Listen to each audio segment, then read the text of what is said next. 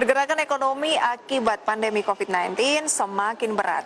Yang terbaru, APBN hingga Oktober 2020 tercatat mengalami defisit, yaitu tekor sebesar 764,1 triliun rupiah. Perlu diwaspadai, meskipun berdasarkan peraturan Presiden nomor 72 tahun 2020, defisit APBN 2020 telah diperlebar menjadi 1.039,2 triliun rupiah atau sebesar 6,34% dari PDB.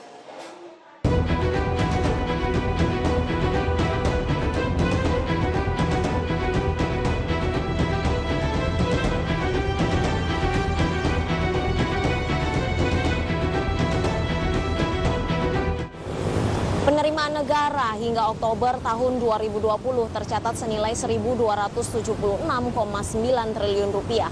Angka ini mengalami kontraksi sebesar 15,4%. Dengan capaian tersebut, maka APBN masih mengalami defisit sebesar 764 triliun rupiah. Ini artinya konstelasi ekonomi nasional masih terjerembab turun lebih dalam. Penerimaan negara hingga Oktober tahun 2020 tercatat sebesar 1.276,9 triliun rupiah. Tentu saja angka ini mengalami kontraksi sebesar 15,4%. Di mana dalam rincian Kementerian Keuangan, penerimaan perpajakan tercatat mencapai 991 triliun rupiah. Penerimaan negara bukan pajak atau PNBP sebesar 278,8 triliun rupiah dan penerimaan hibah sebesar 548 triliun rupiah.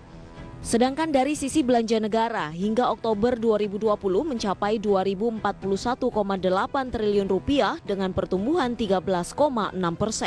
Jika dirinci, belanja pemerintah pusat sebesar 1.343,8 triliun rupiah dan transfer ke daerah dan dana desa sebesar 698 triliun rupiah.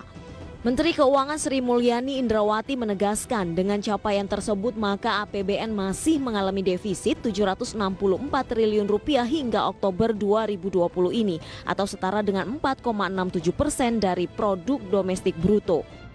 Kalau kita lihat dari sisi belanja negara yang mencapai 2.041,8 triliun atau terjadi pertumbuhan 13,6% dibandingkan tahun lalu sebesar 1.797 triliun.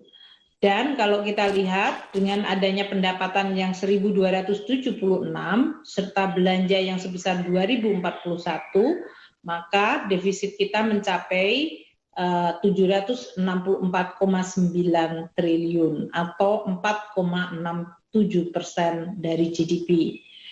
Sementara itu, untuk perekonomian Indonesia sampai dengan Oktober 2020 tercatat minus 2%, laju inflasi sebesar 0,95% dan nilai tukar rupiah berada di posisi Rp14.228 per dolar Amerika Serikat. Berdasarkan peraturan Presiden nomor 72 tahun 2020, defisit APBN 2020 diperlebar menjadi 1.039,2 triliun rupiah atau sebesar 6,34% dari PDB.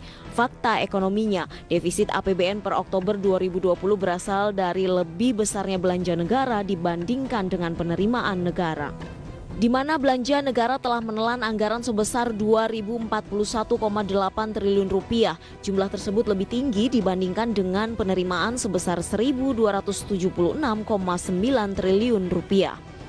Ini karena apa? Saya kira faktor utamanya karena COVID, jadi ini tetap menahan belanja kelas menengah masih tetap tertahan, dan ini tentu saja karena COVID sehingga ini masih menghantui kelas menengah untuk melakukan konsumsi. Konsumsi ini kan sekitar 56-57% dari sumbangnya dalam domestik kita.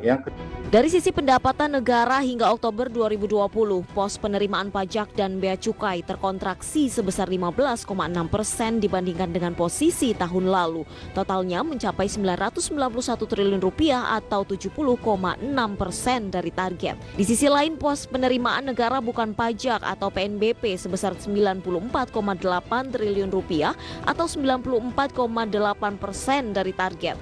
Realisasi PNBP ini terkontraksi 16,3% jika dibandingkan dengan periode yang sama pada 2019. Yang kami lakukan adalah terus-menerus memperluas basis pemajakan. Kami sebutkan ada dua kebesaran yang dilakukan ekstensifikasi dan intensifikasi. Secara keseluruhan, pendapatan negara negatif 15,4% lantaran masih adanya pembatasan ekonomi dan masih rendahnya belanja negara atau pemerintah.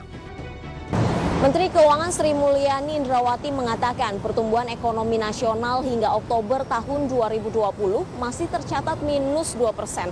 Hal ini disebabkan oleh lemahnya konsumsi masyarakat dan minimnya penyerapan anggaran program pemulihan ekonomi nasional.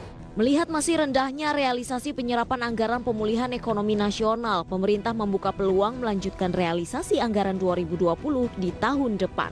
Hingga pertengahan November ini, realisasi anggaran PEN baru mencapai 58,7% atau baru mencapai 408,61 triliun rupiah.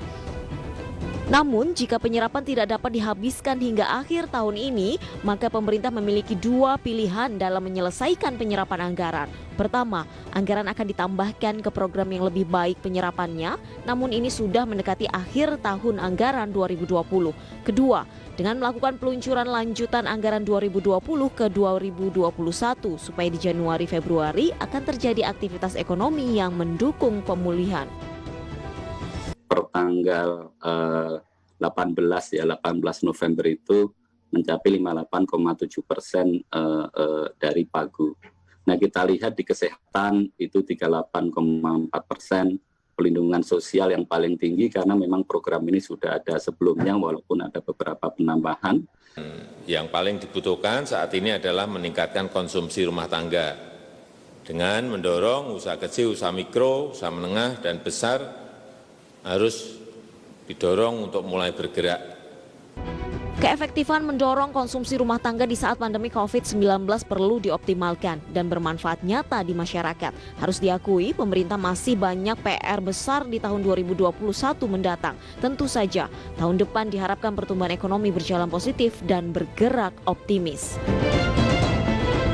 Efektivitas penyerapan anggaran pemulihan ekonomi nasional belum maksimal. Ditambah lagi program perlindungan sosial yang masih belum mampu membangkitkan daya beli masyarakat. Pemerintah harus secepatnya merealisasikan penyediaan vaksin agar keseimbangan antara pemulihan kesehatan dan pemulihan ekonomi nasional bisa berkelanjutan. Dari Jakarta, Rizka Ayu, Enggar Bagus, IDX Channel.